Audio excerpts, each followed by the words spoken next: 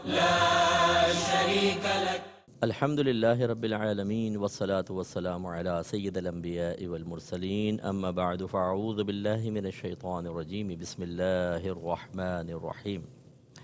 الحمدللہ ہم نے حج کے موضوع پر دو پروگرام آپ نے ملاحظہ فرمایا ہم نے ریکارڈ کیے.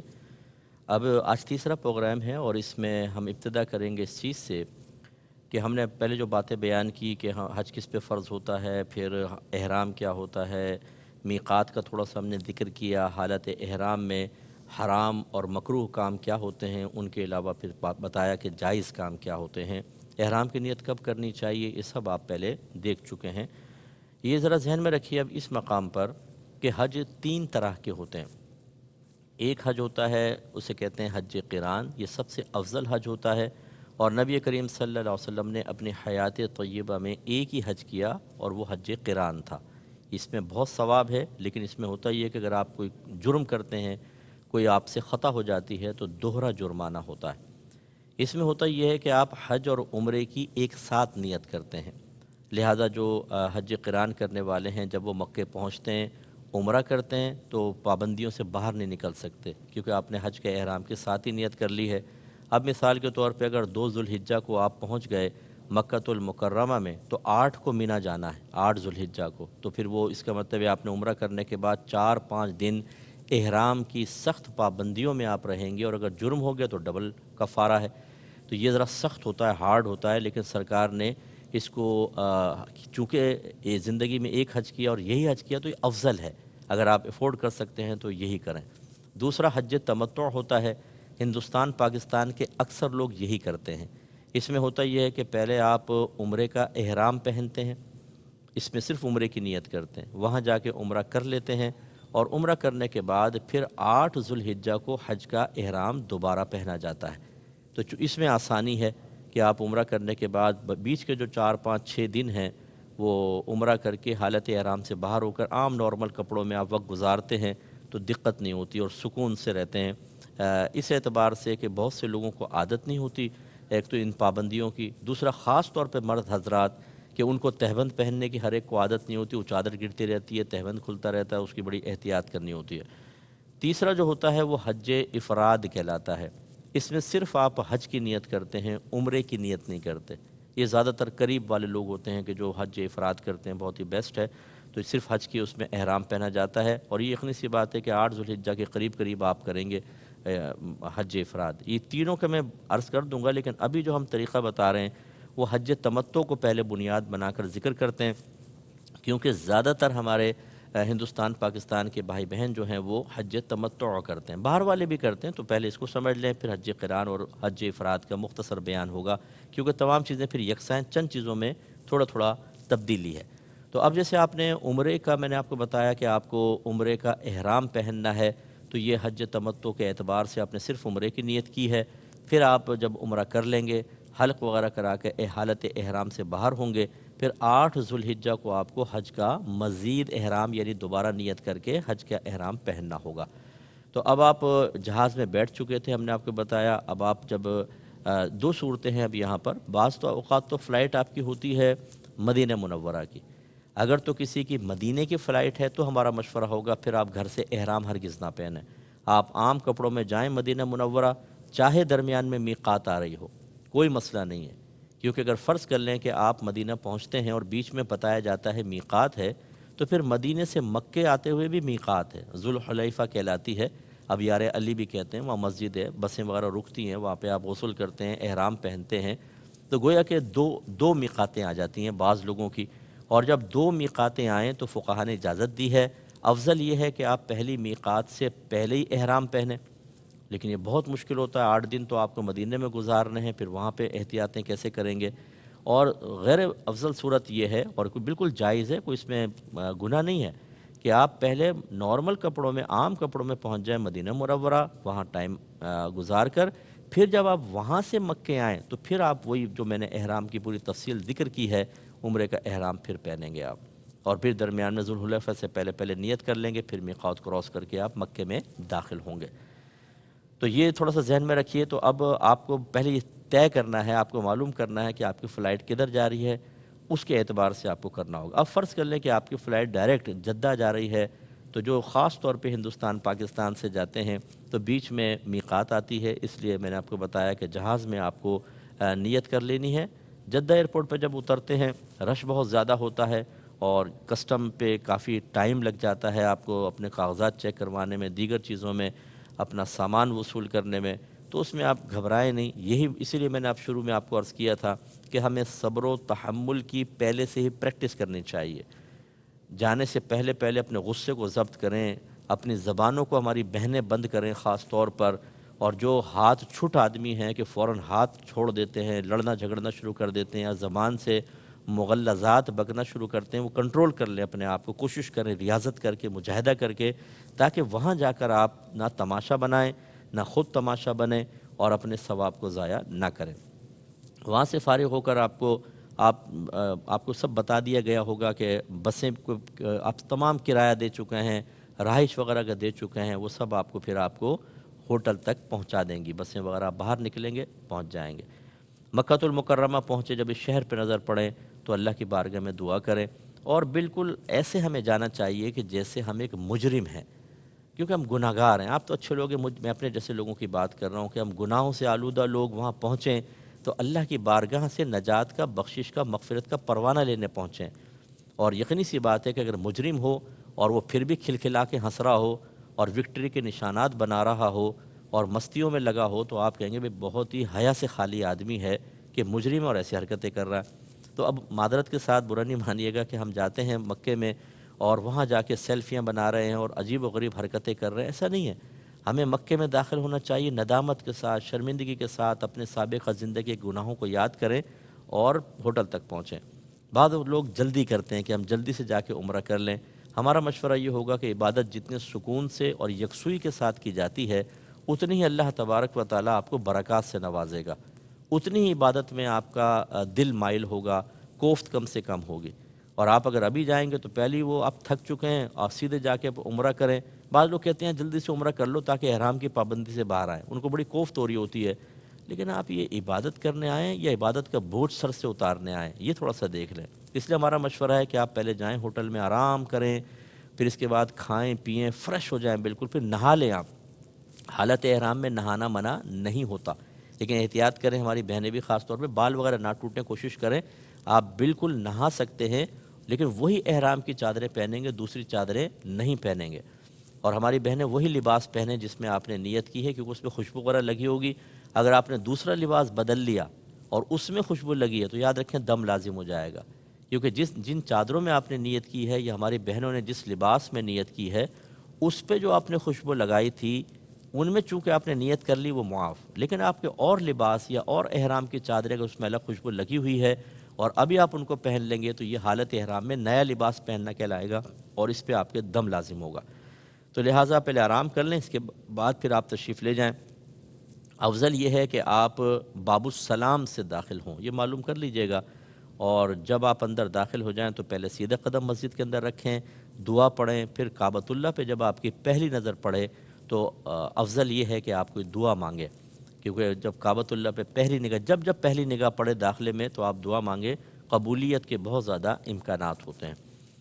اچھا، وہاں پر پہنچنے کے بعد پھر میرا مشورہ یہ ہے کہ جب آپ جانے لگیں تو ہوٹل میں ہی عمرے کا پورا طریقہ کسی کتاب سے اچھی طرح پڑھ لیں، جو آپ کی فیملی ہے یا آپ کا پورا گروپ ہے اسے ایک دفعہ پورا سمجھا دیں کہ ابھی ہم جب عمرے کے لیے جا رہے ہیں تو کیا کیا کرنا ہوگا، وہ ذرا مستحضر ہو جاتے ہیں، حاضر ہو جاتے ہیں ذہن میں مسائل، تو آسانی ہوتی ہے۔ ابھی آپ نے جا کے عمرہ کرنا ہے، عمرہ، طواف، اس کے بعد طواف کی 2 رکعت نفل پڑھتے ہیں جو ہم پہ پڑھنا واجب ہے، اور اس کے بعد سعی آپ کو کرنی ہے، اس کے سعی یعنی وہ دوڑنا جو ہوتا ہے، اور اس کے بعد آپ کو حلق یا قصر کروانا ہے، اس کا نام عمرہ ہے۔ بس یہ 3-4 چیزیں ذہن میں رکھیں، لیکن کس طریقے سے کرنا ہے وہ میں آپ کو گزارش کر دیتا ہوں۔ اب اگر مرد حضرات ہیں انہیں طواف شروع کرنے سے پہلے اتباع کرنا ہوگا۔ اتباع کا مطلب کیا ہوتا ہے کہ جیسے یہ احرام کی چادر ہے آپ کی، یہ آپ کندھے سے ہٹائیں، سیدھے کندھے سے اس کو بغل کے نیچے سے نکالیں اور الٹی طرف ڈال لیں، یہ سیدھا کندھا کھلاؤ، اور یاد رکھیں یہ طواف سے پہلے ہی کھولیں گے۔ بعض حاجی ایئرپورٹ سے اپنے گھر سے نکلتے ہیں کندھا کھول لیتے ہیں، بھئی ابھی ضرورت کیا ہے آپ کو، پورا ڈھک کر رکھیں آپ، بلکہ اسی کندھا کھلے حالت میں اگر آپ نے نماز پڑھی تو مکروہ ہوتی ہے، ٹھیک ہے نا، تو ڈھک کر رکھیں۔ یہ صرف آپ کب کھولیں گے کہ جب آپ طواف اسٹارٹ کرنے لگیں، اور وہ بھی اس طواف کے اندر یہ اتباع سنت ہے جس کے بعد سعی ہو۔ چنانچہ اگر آپ نے نفل کو طواف کرنا ہے، احرام پہنا ہوا ہے، نفل طواف کر رہے ہیں، اس میں اتباع سنت نہیں ہوتا، یہ ذہن میں رکھیں۔ اچھا، یہ بعض لوگ پوچھتے ہیں کہ جیسے ہم نے عمرہ کر لیا فرض کر لیں، تو بعض ویسے ہی پہنچ جاتے ہیں طواف کے اندر، اور ان کو وہاں پہنچنے کے لیے احرام پہننا پڑتا ہے، ویسے آپ سادہ کپڑوں میں نہیں جا سکتے، وہ لوگ روکتے ہیں۔ تو ضمناً یہاں یہ مسئلہ بھی میں عرض کر دیتا ہوں کہ جب بہت زیادہ رش ہو تو یہ ہرگز ایسا نہ کریں، کیونکہ آپ لوگوں کو تنگی کا سبب بنیں گے۔ کوئی عمرہ کرنے آ رہا ہے، آپ بیچ میں ویسے ہی پہنچ گئے تاکہ میں طواف کر لوں، تو وہ تنگ ہوں گے۔ ہاں، اگر مطاف خالی ہے، رش وغیرہ نہیں ہے، تو پھر آپ یہ کر سکتے ہیں کہ چادریں پہن کے چلو نفلی طواف کے لیے اب چلے گئے، کہ کسی کے لیے باعث تکلیف نہیں ہے۔ لیکن جب باعث تکلیف بن رہے ہوں تو قانون کو فالو کرنا لازم ہوگا۔ اسی طرح ماسک بھی اپنا نہ پہنے چہرے کے اوپر، ماسک سے بھی یاد رکھیں دم وغیرہ لازم ہوگا یا کفارہ لازم ہوگا۔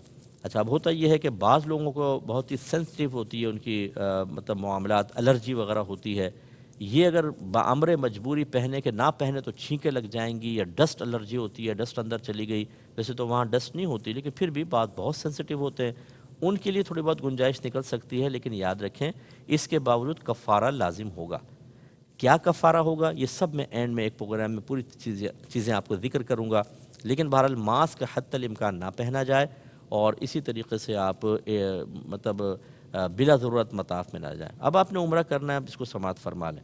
جب آپ مطاف میں اتر جاتے ہیں، مطاف کہتے ہیں طواف کی جگہ کو، سب سے پہلے حجر اسود کا تعین کریں وہ کہاں ہے، اور اس کے لیے آپ غور سے دیکھیں کہ حجر اسود کے جو مقابل دیوار ہے اس پہ گرین لائٹ لگی ہوئی ہے، تو بس وہ اس کا مطلب ہے کہ وہاں تک آپ کو پہنچنا ہے، کیونکہ یہاں سے آپ کو طواف کی ابتدا کرنی ہے، تو وہاں پہنچ جائیں۔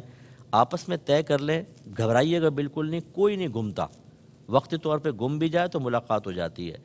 بہتر یہ ہے کہ آپ طواف سے پہلے آپس میں سب یہ طے کر لیں، خصوصاً جیسے بچے ہیں، آپ کی زوجہ وغیرہ ہیں، اگر ہم بچھڑ گئے تو اس لائٹ کے نیچے فلاں جگہ مل جائیں گے، بس پھر وہاں پہ جا کے بیٹھ جائیں۔ اگر بچھڑ بھی گئے تو سب وہاں پہ آ کے جمع ہو جائیں، گھبرانے کی ضرورت نہیں ہے، کوئی رونے دھونے کی ضرورت نہیں ہے، بالکل سکون سے اپنا طواف کریں۔ اب آپ جیسے پہنچ گئے تو پہلا جو ہے وہ حجر اسود پہ آپ پہنچ کر آپ نے طواف کی نیت کرنی ہے۔ مردوں نے اتباع کر لیا، بہنیں ویسی ہوں گی۔ آپ جیسے یہ کعبۃ اللہ ہے اور یہ کونے پہ حجر اسود ہے، اس کی طرف رخ کر لیں، حجر اسود کی طرف۔ چومنے کا تو موقع نہیں ملتا، اور آپ دل میں نیت کریں کہ اللہ تیری رضا کی خاطر میں طواف کا ارادہ رکھتا ہوں، اسے میرے لیے آسان کر دے اور اسے اپنی بارگاہ میں قبول فرما لے۔ اس کے بعد پھر آپ استلام کریں گے، کو استلام کہتے ہیں، اس طرح ہاتھ کر کے اپنے ہاتھوں کو چومیں گے، اور ساتھ میں پڑھ دیں بسم اللہ والصلاۃ والسلام علی رسول اللہ۔ یہ کتابوں میں لکھا ہوتا ہے، آپ وہ دعا وغیرہ کوئی بھی لکھی ہو پڑھنا چاہیں پڑھ لیں، لیکن میں دل میں طواف کی نیت ضرور کرنی ہے۔ اب آپ جیسے کھڑے ہوئے تھے، آپ نے نیت کی، اب آپ فوراً اس طرح ہو جائیں کہ آپ کے لیفٹ سائڈ اب حجر اسود کی طرف ہو، اور آپ نے اینٹی کلاک وائز طواف اسٹارٹ کرنا ہے، ٹھیک ہے؟ سارے وہ تو کر ہی رہے ہوتے ہیں، پھر بھی اینٹی کلاک وائز ذہن میں رکھیے گا۔ اور اب آپ طواف اسٹارٹ کریں گے۔ مردوں کے لیے پہلے 3 چکروں میں رمل کرنا سنت ہے۔ رمل کا مطلب یہ ہے کہ تھوڑا سا اکڑ کر چلنا، تھوڑا سا تیز چلنا، لیکن ایسا نہیں کہ لوگوں کو تکلیف ہو۔ اگر تکلیف ہو تو آپ اتنی دیر رک جائیں، جیسے رش ہوتا ہے بہت زیادہ تو آپ، اور اگر رمل آپ چھوڑ دیتے ہیں یعنی رش کی وجہ سے بہت ہی پیک چل رہا ہے تو کوئی مسئلہ نہیں ہے، اس میں کوئی گناہ نہیں ہوتا، یہ رمل صرف سنت ہے۔ تو اس لیے 3 چکروں میں ہوگا، چوتھے چکر کو پھر آپ ویسے نارمل یعنی باقی چکر نارمل کریں گے۔ بہنوں کے لیے رمل سنت نہیں ہے۔